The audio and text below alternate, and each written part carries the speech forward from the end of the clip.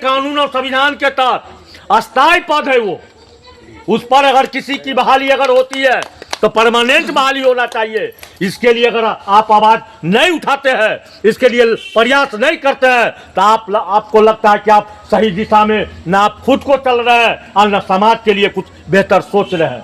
दूसरी बात, अभी एक बड़ा ज्वलंत मुद्दा है, भारत सरकार के एक्ट के तहत, संविधान के तहत राष्ट्रीय सफाई कर्मचारी आयोग 1993 में गठन हुआ। इस समाज की उन्नति और प्रगति का एक सबसे बड़ा द्वार है ये राष्ट्रीय सफाई कर्मचारी आयोग।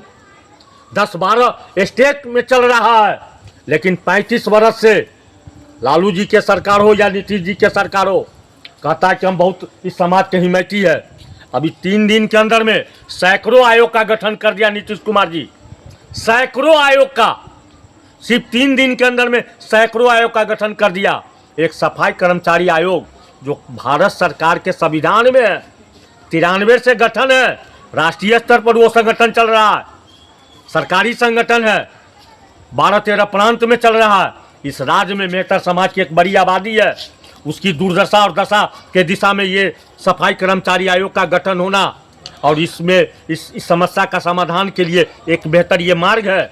हम लोगों को इस पर प्रयास करना चाहिए था, इस पर एक ज्वलंत आंदोलन होना चाहिए था दरभंगा के धरती पर, और सरकार को अल्टीमेटम देना चाहिए था कि समाज जो सबसे निचली पंक्ति में है और ऐसा ये काम करता है, हमको घृणित होता है कि हम मनुष्य पैदा क्यों लिए, हमको घृणा होता है अपने आप में कि हम तला मनुष्य में पैदा क्यों लिए, जो हमको मानव मल साफ करना पड़ता है और उसके लिए भी हमको अधिकार नहीं मिलता है, हमको न्यूनतम मजदूरी या हमको जो मिलना चाहिए वो नहीं मिल पाता है, हमको सलाह अपने आप में गलानी होता है।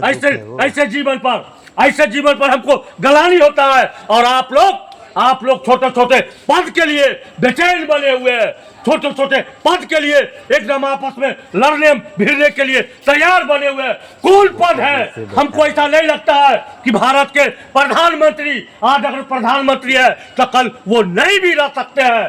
तो इस पद के पीछे भाई मत जाइए, आपके पास बहुत दूर ज्वलंत मुद्दा है, उस ज्वलंत